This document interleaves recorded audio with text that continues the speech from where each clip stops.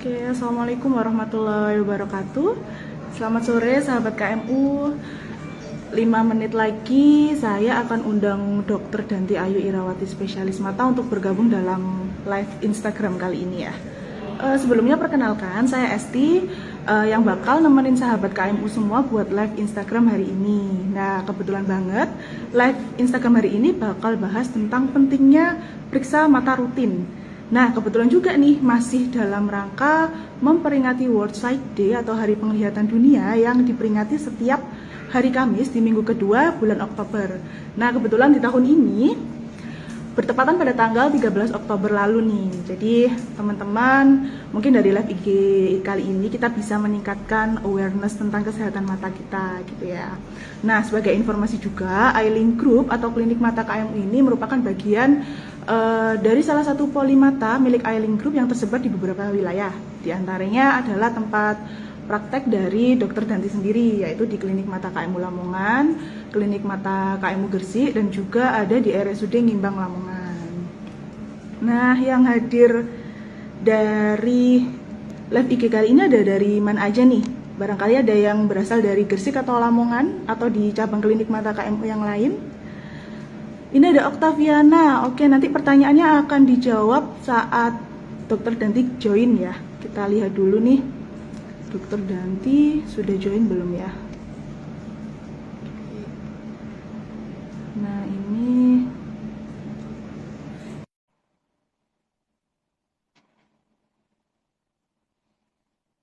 oh, ada yang dari Sidoarjo. Ada yang dari Gresik juga. Jadi cabang klinik mata KMU ini kebetulan ada di Sidoarjo, Gresik, Lamongan, dan juga Madura ya. Nah, Dokter Danti sudah gabung nih. Halo, Halo, selamat sore, Dokter Danti. selamat sore. Baik, siapa Wah, kabar? ini lagi di mana nih, Dokter? Ada deh, Ya, ada nyusul ke info sini. ya. Oke, oke. Ya, kebetulan nih sore-sore kita sambil nunggu menjelang maghrib ya, Dokter. Kita ngobrol-ngobrol tentang pentingnya periksa mata rutin nih. Nah, Betul, sebelum kita setuju. ngobrol nih, Dokter Danti, saya ucapkan dulu terima kasih kepada sahabat kamu yang udah join live Instagram hari ini. Dan pertanyaan yang sudah masuk via story atau via DM tadi, nanti akan kita bahas bareng-bareng ya sama Dokter Danti. Nah, sebelumnya Oke, belum kita ngobrol nih, Dokter Danti. Kira-kira ya, apa aja nih yang perlu diketahui sama teman-teman kebetulan juga dalam rangka World Sight Day nih ya dok ya. ya, Kira-kira ya, biar ya. teman-teman biar lebih aware lagi sama kesehatan mata. Mungkin langsung aja kali ya dok ya. Langsung Oke, aja share informasinya. Silakan Dokter Danti. ya. Hari ini aku nggak bawain PowerPoint, nggak apa-apa ya. Kita ngobrol aja ya, ngobrol sore. Jadi sebetulnya kalau untuk dalam rangka World Sight Day, tetap ya, yang perlu dicanangkan adalah uh, bahwa beberapa penyakit mata itu akan lebih baik kalau kita melakukan screening. Jadi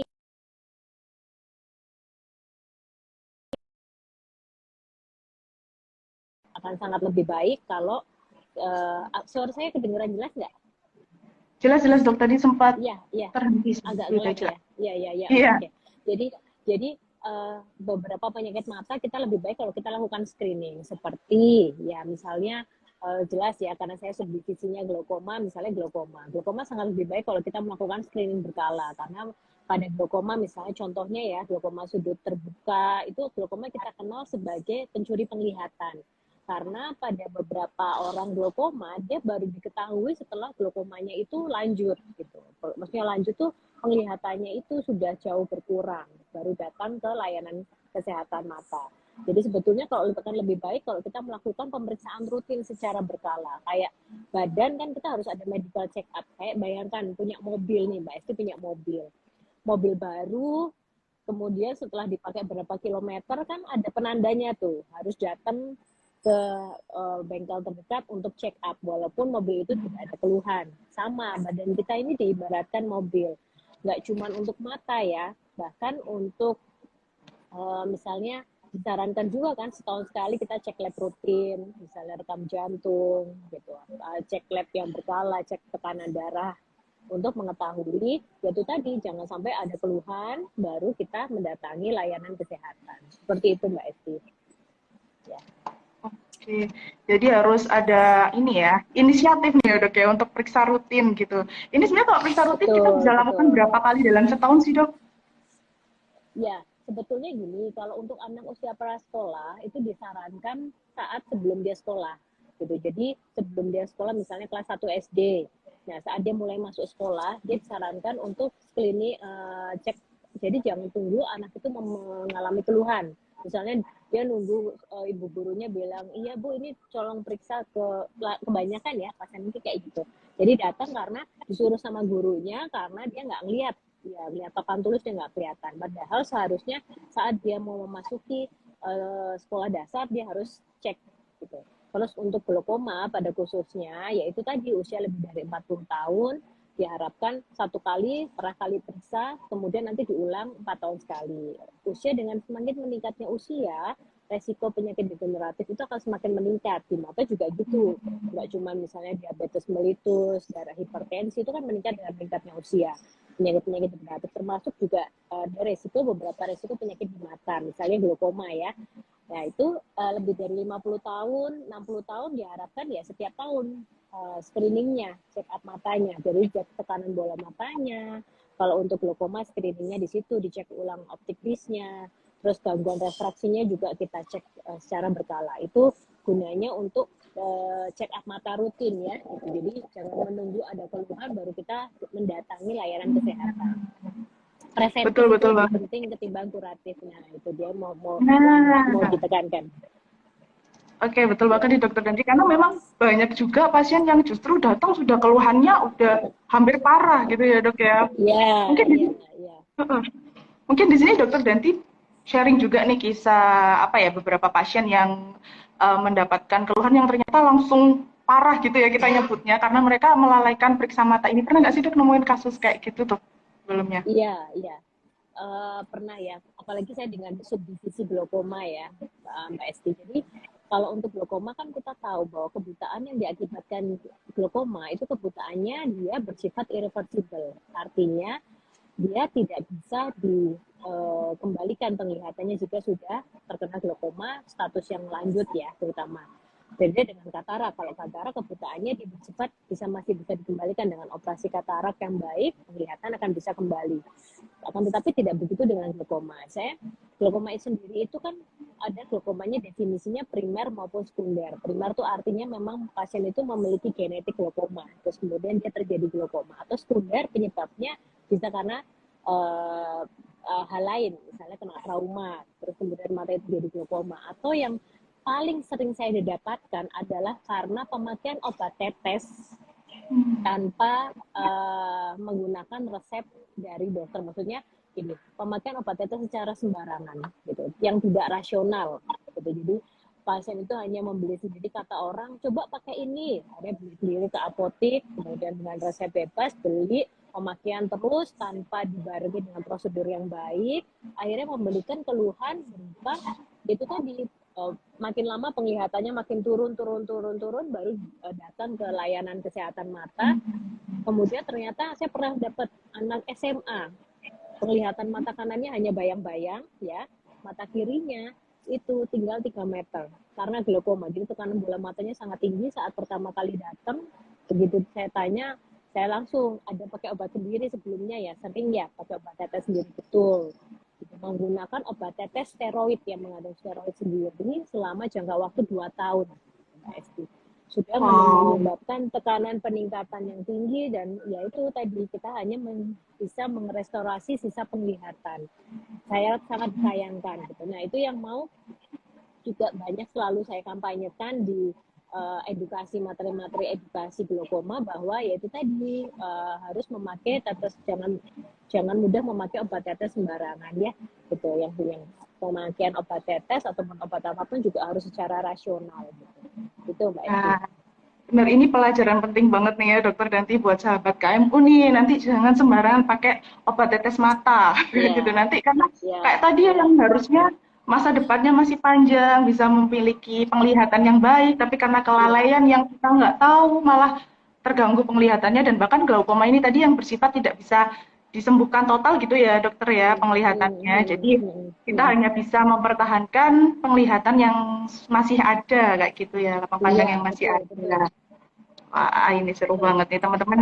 Jadi kalau misalnya nanti nggak boleh kalau sakit mata sedikit, sedikit langsung beli obat sendiri gitu, tidak, sangat tidak disarankan ya dokter Dantia. Iya, iya. Dan Ini ada pertanyaan, dok boleh ini, aku jawab ya? wah Ciri-ciri ini glaukoma ya kebetulan. ini. Oh iya iya iya, benar-benar dok. Ya, Dwi Ari, ya langsung nih di depan mata soalnya kelihatan. Jadi gini, uh, kalau glaukoma itu sendiri ada dua tipe sebetulnya, yang sudutnya terbuka maupun sudut tertutup.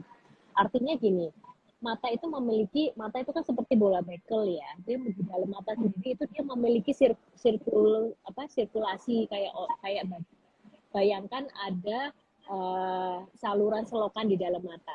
Nah, mata juga memiliki gitu biar dia tetap posisinya tetap gembung, tetap ini dia memiliki sirkulasi di dalam matanya. Ada yang memproduksi cairannya namanya badan ciliar, kemudian ada yang mengeluarkannya namanya trabecular meshwork. Nah, si selokan mata yang di dalam ini dengan genetik ya, misalnya glaukoma sudut terbuka itu dengan meningkatnya usia dia bisa mendadak si sel-sel itu dia rusak sendiri gitu loh, atau produksinya dia tidak bisa produksi tetap tapi tidak efisien dalam mengeluarkannya gitu. Kita bermaksud jadi bisa rusak sendiri karena satu faktor genetik keturunan, misalnya orang tua dulu punya glaukoma, kita memiliki genetik yang sama untuk terjadinya glaukoma juga. Kemudian yang kedua, bisa terjadi glaukoma yang sudutnya tertutup. Tertutup itu artinya bilik mata depannya itu sempit. Nah, biasanya yang datang ke layanan kesehatan tuh yang sudut tertutup karena dia mendadak nyeri. Bayangkan, jadi ada selokan kecil terus mendadak punya saya selalu mengibaratkan bilik mata depan itu seperti kita punya rumah. Rumahnya sempit, tipe RSSS ya. Kemudian lensa itu saya selalu mengibaratkan seperti sofa. Jadi rumahnya kecil tapi punya sofa yang gede. Jadi bayangin suatu saat tiap tahun sofanya tambah gede, tambah gede. Dengan meningkatnya usia kan lensa makin gendut ya Mbak Esti. Nah terus mendadak sofa itu saking gedenya menutup pintu. Jadi pintu nggak bisa kebuka, nggak bisa ketutup. Nah akhirnya di dalam rumah itu kan sirkulasi nggak bisa keluar.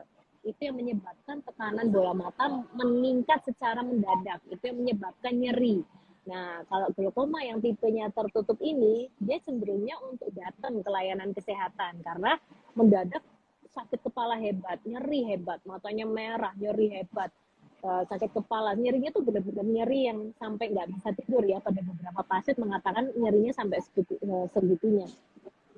Nah biasanya umumnya yang glaukoma tipe tertutup ini dengan serangan akut dia mendadak pasti nyari layanan kesehatan mata. Nah yang berbahaya adalah glaukoma yang tipe terbuka tadi, yang sudutnya terbuka. Makanya dikatakan bahwa yang tipe sudut terbuka itu dikatakan pencuri penglihatan. Karena pasien itu tidak merasa penglihatannya turun, tidak merasa penglihatannya terganggu. Sampai penglihatannya hilangnya sudah banyak, baru dia kok mata kanan saya agak tidak kelihatan ya, karena yang hilang adalah lapang pandang. Kita tuh punya lapang pandang. Misalnya Mbak Esti lihat tengah, tapi masih bisa lihat sekitar kanan kiri, itu namanya lapang pandang. Nah, kalau glaukoma itu yang terganggu adalah lapang pandangnya, makin lama makin sempit. Dan glaukoma yang lanjut atau advance itu ditandai dengan penglihatannya hanya seperti lihat sedotan. Coba bayangkan sekarang ada sedotan di depan mata, nah sekecil itu, ya.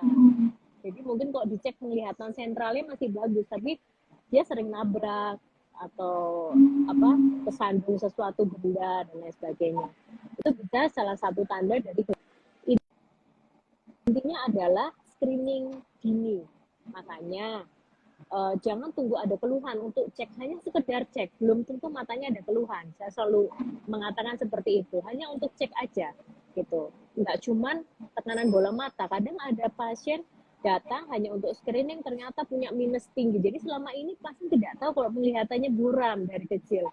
Melihat hanya 3 meter, jadi dianggap setelah pakai kacamata, oh iya ya ternyata terang ya. Karena ya itu tadi, jadi tidak tahu kalau memiliki kelainan refraksi, tidak tahu kalau memiliki glaukoma, tekanan bola matanya tinggi, kalau tidak melakukan screening. Makanya kalau sekarang ini rata-rata mungkin yang saya lihat di sini usia-usianya rata-rata muda ya, Nah, mungkin orang tuanya bisa dibawa untuk screening lebih dari 50 tahun, paling enggak 2 tahun sekali lah untuk screening mata. Dicek tekanan bola matanya, dievaluasi retina optiknya untuk mencegah yaitu tadi penyakit-penyakit yang akan lebih baik kalau kita ketahui dari awal dengan screening seperti yang glaukoma sudah terbuka tadi. Gitu Mbak Esti. Ya, Ya. betul banget. Ini kalau nggak harus nunggu keluhan karena memang dari Iya, periksa mata ini kita betul. bisa mencegah berbagai keluhan juga ya dok, termasuk mencegah Iya, terjadinya kebutaan kayak gitu. Nah ini ada iya, pertanyaan lagi nih dok dari iya. Roni. Oke. Eh, dia sering terjadi iritasi mata sehingga terjadi mata merah dan hal ini sering terjadi. Dampak atau efek jangka panjangnya ini dapat mempengaruhi penglihatan mata nggak sih dokter sebenarnya? Oke, sama dari Rodi juga ini ada yang penyakit diabetes mengapa mengakibatkan kebutaan ya. Oke, ada dua hal ya. Ya, Jadi saya jawab dulu dari yang paling atas dulu yang diabetes ya kelihatannya yang Mbak Esti yang orangnya sama oke. tapi tanya dua. Oke, Ya, kenapa diabetes itu? Jadi diabetes itu kan penyakit degeneratif ya. Saya panggil Pak Roni, Pak Mas Roni kali ya. Jadi diabetes itu dapat menyebabkan dua hal, yaitu namanya mikroangiopati dan makroangiopati. Itu apa itu angiopati, mikro dan makro? Mikro itu kecil. Pembuluh darah angiopati itu pembuluh darah. Pembuluh darah yang kecil akan terjadi mengalami gangguan. Makro itu pembuluh darah yang besar. Karena apa? Yaitu tadi diabetes itu akan menyebabkan intinya adalah kerusakan di pembuluh darah kita jangka panjang ya. Nah, 15 tahun sampai 20 tahun diabetes, walaupun dia terkontrol, akan mulai mengalami, yaitu tadi gangguan itu, baik mikroangiopati dan makro. Apalagi jika tidak terkontrol, diabetes melitusnya akan menyebabkan lebih cepat terjadinya gangguan makro maupun mikroangiopati. Nah, di retina mata, ya kita selalu bilang bahwa itu saraf mata, itu ada pembuluh darah halus yang kita bilang nantinya terjadi mikroangiopati jika terjadi komplikasi akibat diabetes. Apa yang bisa terjadi? Pembuluh darah itu seolah-olah bocor. Jadi kalau kayak kita punya selang, selang pada pasien diabetes itu pembuluh darahnya itu gampang bocor. Nah, isi pembuluh darah itu kan ada HB, ada protein, itu keluar semua, merembes gitu isinya. Jadi kualitas selangnya jadi menurun karena diabetesnya. Nah, merembes sedangkan retina itu seperti helaian kertas yang isinya impuls-impuls saraf. Bayangkan ada kabel impuls saraf di situ tergenang basah, otomatis dia tidak bisa bekerja dengan baik. Nah, makin lama pembuluh darah yang bocor makin besar, makin banyak. Jika diabetesnya makin lanjut ya, pembuluh darah yang bocor makin banyak. Kemudian karena dia pembuluh darah yang bocor itu menyebabkan si organ retina pada beberapa tempat kekurangan oksigen. Nah, kekurangan oksigen dia minta tolong dong. Tolong aku kekurangan oksigen, aku nggak bisa bekerja dengan baik. Nah, namanya badan dia akan mengeluarkan pertolongan. Tapi terkadang memang pertolongan itu menjadi buah si malakama. Dia mengeluarkan pertolongan namanya mengeluarkan zat VEGF. VEGF itu jadi untuk merangsang pembuluh darah baru. Tapi namanya pembuluh darah baru, dia malah makin rentan untuk pecah. Ya, karena dia kan istilahnya ibaratnya ada jembatan putus ya, kita bikin jembatan seadanya dulu. Nah, jembatan seadanya itu malah gampang rubuh, akhirnya memperkeruh keadaan. Terjadi perdarahan di retina dan lain sebagainya. Lama-lama, yaitu tadi otomatis bisa menyebabkan kebutaan karena retinanya, penglihatan kita kan bisa melihat karena retina menangkap sinyal penglihatan yang dikirimkan pakai nervus opticus atau kabel mata ke otak belakang. Nah, jadi kalau bayangkan retinanya dia ada cairan di situ, ada darah kumpul di situ, lama-lama terjadi fibrotik dan lain sebagainya, ya dia tidak bisa bekerja dengan baik dan akhirnya fase yang lebih lanjut dari diabetik retinopati adalah kebutaan. Itu juga kita bisa tahu dengan screening. Setiap pasien yang dengan diabetes mellitus harus pernah dicek retinanya. Lebih baik memang oleh subdivisi retina. Tapi dokter mata oftalmologis umum juga bisa melakukan screening dari diabetik retinopati. Jadi kalau misalnya nih ada seseorang terdiagnosa diabetes keluarga kita harus pastikan udah pernah dicek belum retinanya, harus. Karena yaitu tadi setiap penyakit di mata juga screening awal lebih baik. Jika sudah mulai ada pembuluh darah yang bocor, yang kita lihat ada titik perdarahan, itu harus di laser. gitu. Itu yang nanti kita evaluasi. Kalau mau ini masih bagus retinanya, pasti dokter akan mengatakan kontrol setahun lagi ya, Bu, kontrol 6 bulan lagi ya. Itu tadi. Karena kalau lebih awal kita mengetahuinya, lebih awal misalnya kita menggunakan laser untuk retina PRP, itu akan lebih bagus mengurangi komplikasi lebih lanjut dari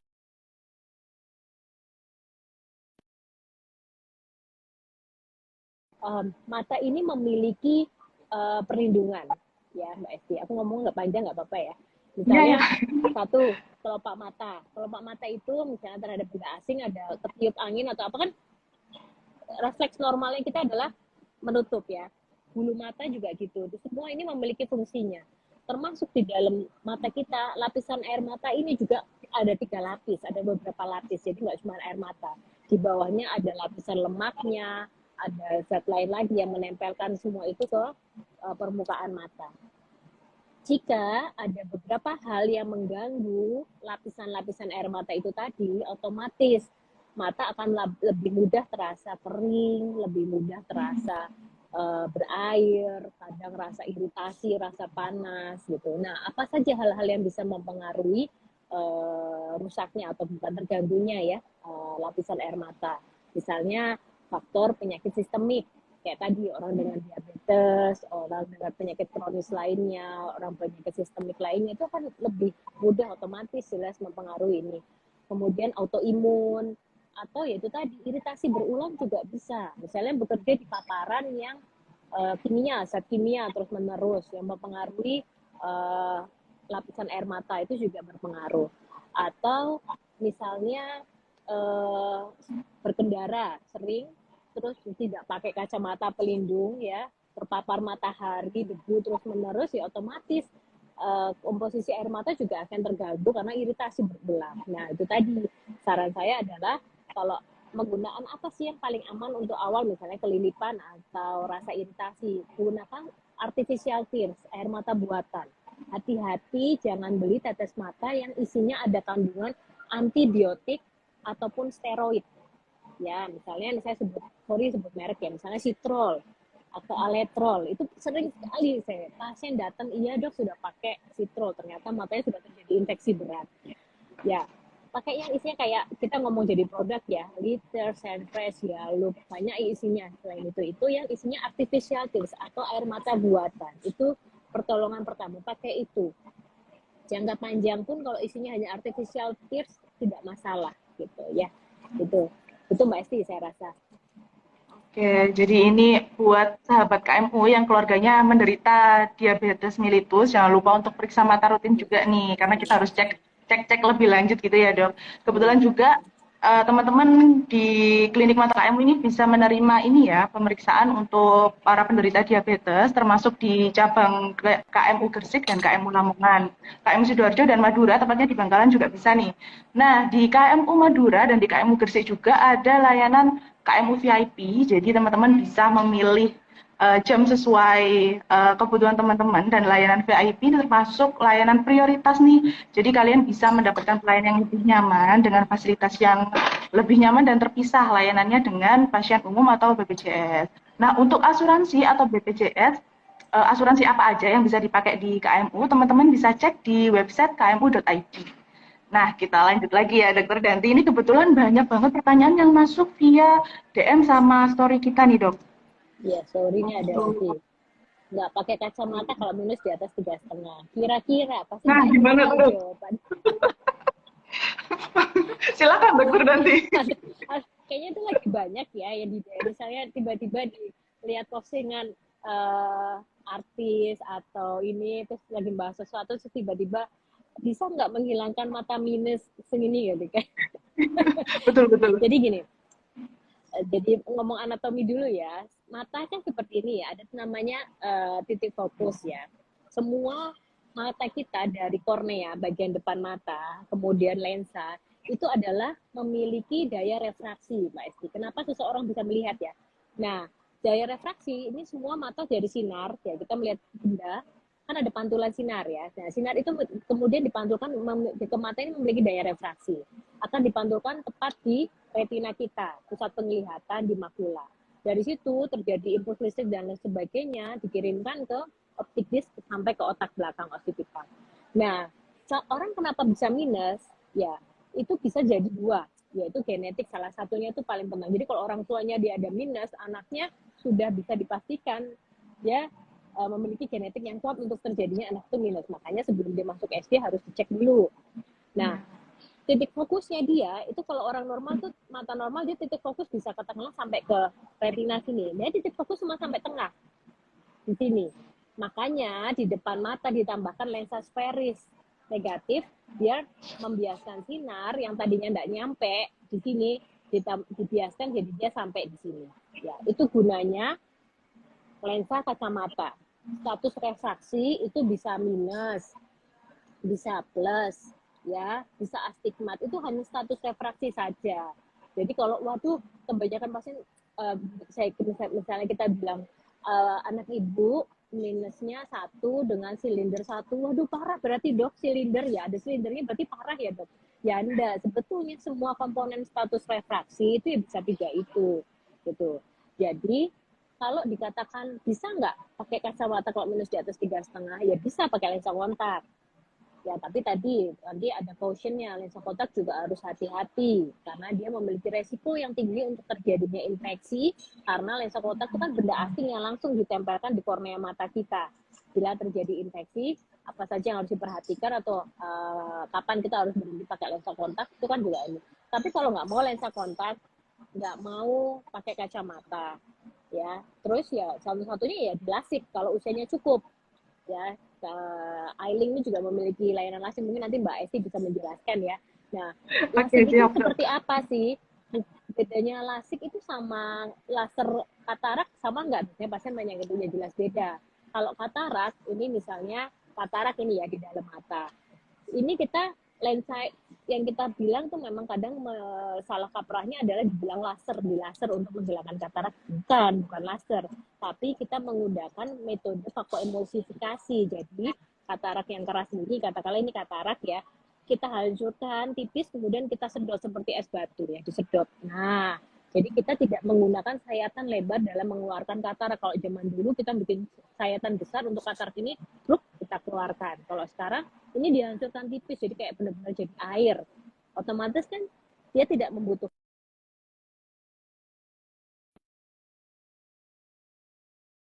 kornea mata yang di depan, ya.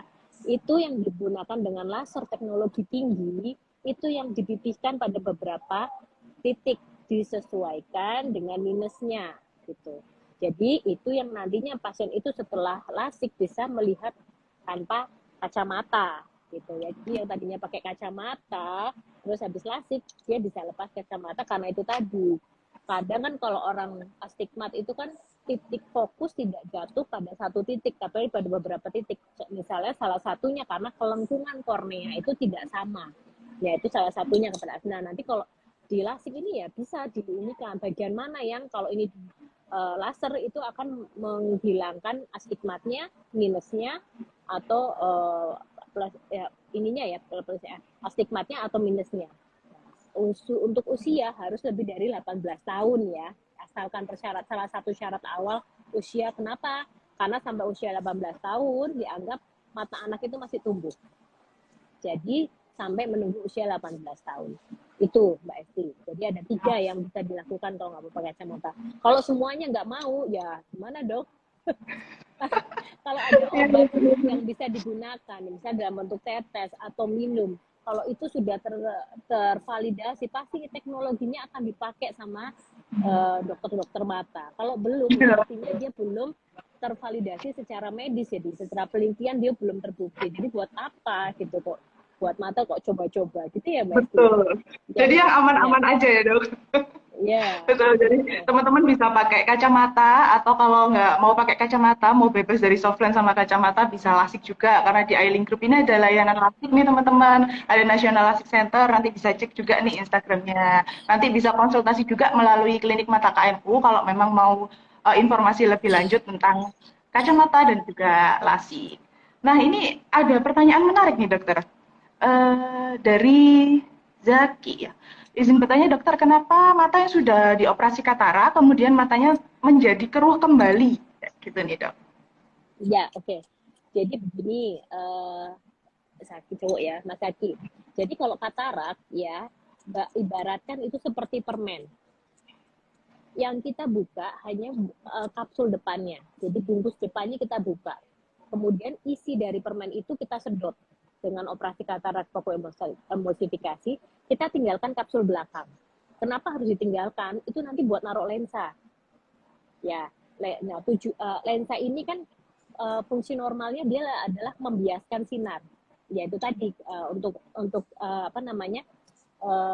Alat refraksi kita. Nah, kalau bayangkan operasi katarak hanya ini disedot aja, tidak ditaruh ganti untuk yang membiaskan, ya otomatis habis operasi tetap nggak bisa lihat kan. Makanya operasi katarak itu yang kapsulnya kita ambil, isi kataraknya kita fokoemulsifikasi, yang kotor itu kita sedot, kita pasang lensa tanam di situ. Lensa tanam ini memang dia sudah sampai nanti nggak akan memberikan efek apa-apa ya, karena sudah terbukti secara klinis ya Mbak Esti ya.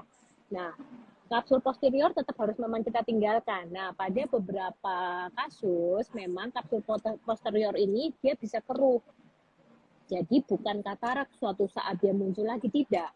Katarak itu operasi satu kali ya seumur hidup sudah gitu. Kalau memang keruh ya ini kita laser tadi bukan kayak lasik ya. Kalau lasik itu kornea mata depan. Kalau laser itu katarak, jadi namanya itu PCO, posterior capsular opacifikasi. Kapsul posteriornya kotor, kita gunakan laser untuk khusus kapsula posterior itu hanya sekitar 10 sampai 15 detik ya. Paling lama ya 1 menitan gitu untuk melaser bagian kapsul posterior, tidak ada sayatan sama sekali. Jadi sesudah itu biasanya kita tidak menggunakan, misalnya tidak boleh larangan-larangan pasca operasi katarak, jelas tidak. Dan besoknya 2 atau 3 saat besoknya sudah bisa terang lagi gitu Mbak Esti. Dan laser itu juga 1 kali seumur hidup, jadi tidak tiap tahun laser, tidak. Yang justru tiap tahun harus screening mata, itu lebih penting gitu. Jadi seperti itu. Jadi keruhnya kembali, buramnya bisa karena 2 hal, karena kapsul posteriornya itu tadi kotor ya, kita mengibaratkan seperti itu. Setelah di laser ya jelas lagi. Atau memang sudah terjadi gangguan refraksi. Ya, gangguan refraksi itu artinya gini, tadinya pasien itu -1, terus kemudian tiba-tiba pasien itu berapa tahun nggak kontrol ternyata ada Schindler's-nya, itu masih mungkin gitu. Jadi mungkin bisa dicek aja kalau memang dalam beberapa tahun operasi katarak penglihatannya menurun. Itu kalau yang paling sering ya. Bisa juga memang tiba-tiba ada diabetik retinopati karena diabetesnya, terus ada glaukoma yang tidak terkontrol, kan bisa saja.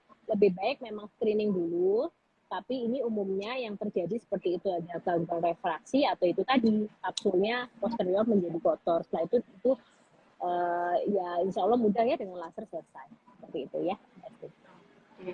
Nah, kebetulan banget ngobrolin tentang operasi katarak nih. Saya juga mau informasi ini buat sahabat KMU, kalau di seluruh cabang klinik mata KMU itu menyediakan operasi katarak premium. Jadi di sana operasi katarak menggunakan laser atau phacoemulsification yang menggunakan lensa premium. Jadi kalau sahabat KMU ada keluarga atau orang tua yang mengalami katarak, bisa memilih operasi katarak premium karena operasi katarak premium ini bisa mengatasi 2 masalah sekaligus, yaitu katarak dan juga kelainan refraksi seperti mata minus, silinder, ataupun rabun dekat. Jadi nanti kalau misalnya tertarik ingin bebas dari katarak, juga bebas dari kacamata, bisa langsung tanya-tanya nih sama admin atau dokter kita waktu konsultasi. Nah, di KMU.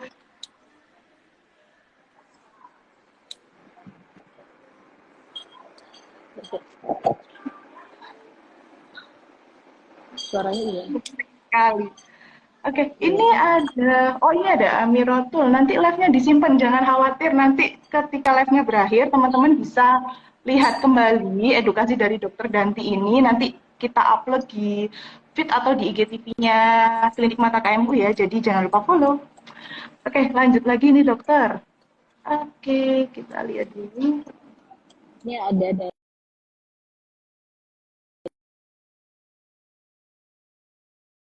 ya itu memang. Oh iya, gimana? Maaf, suaranya sempat putus. Apakah ada kacamata yang lensanya tipis untuk mata minus 4,5? Oh ya. Ini kayaknya Gimana nih dok? Iya, dengan meningkatnya itu tadi kan, kita kan menambahkan lensa sferis di depan mata ya dalam bentuk kacamata kalau dia minus nih ya. Kalau saya misalnya ini contohnya minus 1,5, otomatis lensa yang ditambahkan kan yang sesuai sama itu. Bayangkan kalau minusnya 10 ya otomatis lensa 1,5 ini kalikan 10, kira-kira Wow. tebal. Nah ya gitu ya gitu anunya ya, karena memang ini kacamata ini kan alat bantu bukan penyembuh ya, artinya memang mata kita ini karena berbagai macam hal dia tidak bisa memfokuskan lagi sinar itu sampai ke titik pusat penglihatan sehingga menjadi buram, sehingga harus dibantu sama lensa sferis ini. Saya minus ya, sferis kalau plus ya lensanya jadi konkav, jadi biar bisa sampai ke titik pusat penglihatan. Nah, kalau memang terganggu dengan minus yang terlalu tinggi, memang bisa pakai lensa kontak. Lensa kontak itu ada beberapa jenis, ada lensa kontak hard, ya ada LGP, ada lensa kontak yang ini. Tapi lebih baik kalau lensa kontak misalnya mau memutuskan untuk pakai lensa kontak, di fitting dulu. Datang ke dokter mata dulu, fitting. Karena mata kita, kornea ini punya kelengkungan, punya ukuran, dan masing-masing orang beda dong. Bayangin kita mau beli baju aja, kita ngukur baju kita. Iya. Ya, masa bajunya misalnya Mbak Esti terus mau beli baju terus asal beli baju aja ukurannya S, XS atau ML kan harus disesuaikan juga. Nah, sama mata kita juga gitu. Kebanyakan kan langsung beli aja ke toko lensa kontak itu. Dan ada lagi juga beli online yang berwarna. Waduh. Nah, ya seperti itu. Kenapa tuh dok yang berwarna dok? Iya enggak. Jadi misalnya secara kosmetik loh dia nggak ada minus, dia nggak ada apa-apa, tapi beli aja lensa kontak hanya untuk biar nggak FOMO ya, kekinian ya. Jadi maksudnya tuh gini, jadi di fitting dulu, fitting lensa kontak gitu ya. Apakah betul nanti kan dijelaskan sama dokter, pasti akan mengikuti. Oh kamu pakai lensa kontak beli yang diameternya ini ya, setelah di fitting tuh kamu harus pakai lensa kontak jenis ini. Nanti dikasih tahu kan kapan harus mungkin bisa dibikin lagi sendiri kali ya Mbak Esti ya gitu tentang lensa kontak ya, apa yang harus do and don'ts-nya, kapan harus, soalnya saya baru aja dapat kasus ya, padahal juga praktisi kesehatan itu gara-gara lensa kontak lupus kornea matanya gitu. Dia 2 tahun awalnya dia matanya merah, tapi karena di suatu acara dia tetap dipakai aja lensa kontaknya gitu. Jadi udah tahu matanya tuh nggak enak, rasanya nggak enak, mengganjal, matanya sudah mulai merah, tapi lensa kontak tidak dilepas hingga sampai acara itu selesai. Kemudian beli obat tetes yang salah, hanya pakai 2 hari langsung timbul ulkus kornea. Yaitu tadi karena lensa kontak itu juga dia memberikan solusi ya, terutama pada minus-minus yang tinggi, yang dimana itu tadi kacamata kan makin tinggi minusnya, otomatis lensa akan makin tebal. Ya, kalau memang belum mampu untuk misalnya melakukan lasik ya, karena lasik itu kan jelas tidak bisa pakai asuransi seperti BPJS, ya asuransi lain mungkin bisa, atau mungkin di kita kan ada layanan juga sistem cicilan ya Mbak Esti ya, mungkin di Mbak Esti. Betul banget dokter Danti. Ya, jadi misalnya kok belum kepikiran gitu terus memang mau lensa kontak itu harus hati-hati juga, ada cautionnya tersendiri, harus hati-hati sekali pakai lensa kontak karena bayangkan itu menempelkan benda asing langsung ditempelkan ke mata kita, resiko infeksi tinggi jika kita nggak hati-hati ya di airnya misalnya, terutama ya di air yang kan lensa kontak tuh ada air ya yang buat nyimpen lensanya itu kan, lupa kita ganti, kemudian dia terkontaminasi saat kita mencucinya, karena di air sendiri pun itu bisa terjadi kuman-kuman yang sangat patogen yang bisa menginfeksi kornea mata kita. Bukan berarti itu pakai lensa kontak itu bahaya, tidak, tapi harus hati-hati. Lebih baik fitting dahulu ya, terus mengerti. Saya rasa di akun-akun layanan kesehatan mata ya di berbagai sudah menyampaikan kapan kita harus berhentinya, kapan kita harus datang ke dokter mata kalau pakai lensa kontak itu terjadi sesuatu. Itu Mbak Esti. Ya. Nah ini juga mau nambahin juga nih dokter Danti, kebetulan tadi kan pengen punya kacamata yang minusnya 4,5 tapi pengen tipis. Nah kebetulan Eyelink Grip punya optik nih namanya Natamata Eyewear teman-teman. Jadi kalau teman-teman pengen pakai kacamata yang tetap fashionable, nanti bisa langsung datang ke Natamata Eyewear. Natamata ini terintegrasi langsung dengan klinik mata KMU ya. Jadi teman-teman kalau periksa kelainan refraksi di klinik mata KMU itu nanti bisa langsung cek-cek di optik kita di Nata Mata Eyewear. Jadi nanti bisa cek langsung Instagram.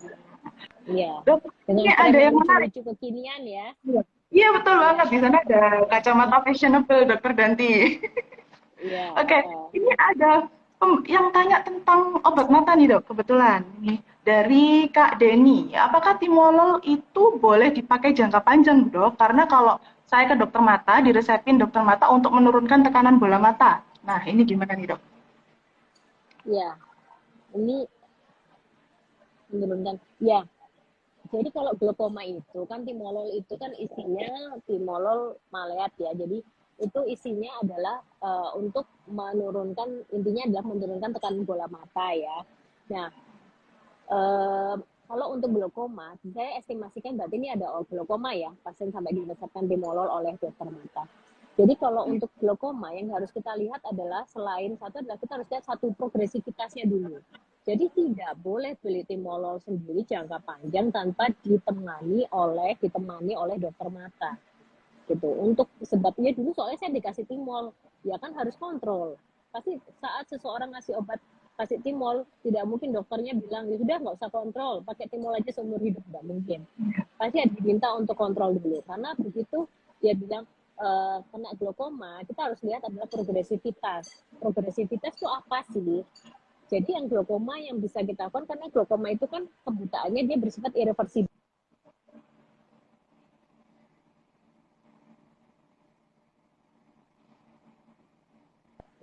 Kita akan memantau dari satu, tekanan bola mata. Yang kedua, kita lihat optik disnya atau kabel matanya. Ya, ada kerusakan ulang nggak di situ. Nanti kita akan menentukan target tekanan. Nah, jadi intinya obat-obatan anti glaukoma seperti timol, misalnya prostaglandin analog ya, kemudian ada Gluceta, itu semuanya kita berikan sesuai prosedur. Jadi misalnya ada perburukan atau ada progresivitas enggak untuk mencapai target tekanan yang dibutuhkan. Jadi timol itu ya saya harus kontrol. Itu satu kuncinya, kontrol ke dokter mata untuk menentukan progresivitas. Namanya obat kalau untuk jangka panjang ya, otomatis obat-obatan pH-nya akan lebih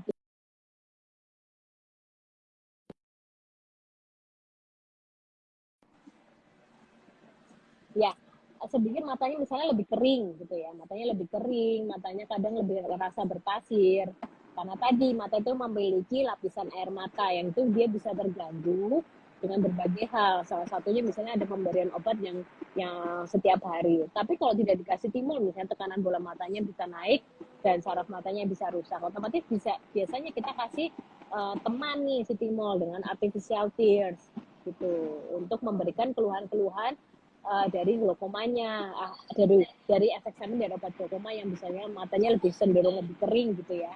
Nah, gitu Mbak Esti. Jadi kalau timol tidak boleh juga ya diresepkan sendiri jangka panjang.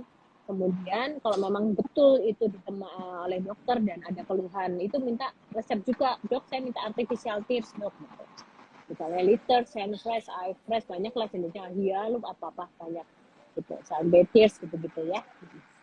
Ya, jadi jangan saling merekomendasikan. Kadang ini ada pasien yang suka merekomendasikan obat tetes mata yang dia dapat gitu ya dok ya.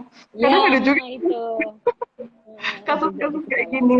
Jadi harapannya nanti kalau ada penggunaan obat mata jangka panjang bisa langsung dikonsultasikan kembali gitu ya dok kalau masih ada keluhan. ya, Jadi jangan kalau beli obat mata nih karena berbahaya banget kalau misalnya kita beli tanpa resep atau pendampingan dari dokter mata ya. Dok ya, ini kalau ya, diteruskan ini pertanyaannya nggak selesai-selesai nih dok kayaknya dok. Banyak sekali yang masuk nih ternyata. Kalau gitu satu pertanyaan terakhir boleh ya dokter ganti ya. ya, ya.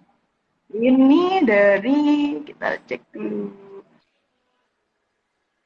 Bagus. Ya. Belum kebagian nih teman-teman yang tanya di story nih. Oke, oke.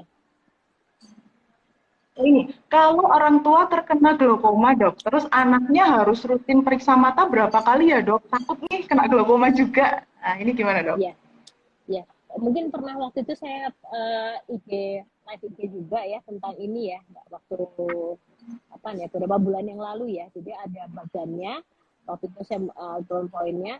Jadi intinya sih kalau usia saya bikin secara gampangnya aja ya, usia lebih dari kurang dari 40 tahun ya paling 4 tahun sekali lah pernah cek. gitu ya. Kecuali kalau dokter mengatakan ini untuk aman untuk saat ini, ya 4 tahun sekali lah cek. 3 tahun sekali sampai 4 tahun sekali cek nggak masalah. Dengan meningkatnya usia harus makin sering. Misalnya lebih dari 40 tahun, ya 2 tahun sekali lah. Lebih dari 50 tahun ya, setiap tahun lah gitu ya. Untuk ceknya, untuk screening tadi. Untuk tahu apakah memiliki resiko yang sama terjadinya glaukoma atau tidak. Karena glaukoma sama seperti orang diabetes ya.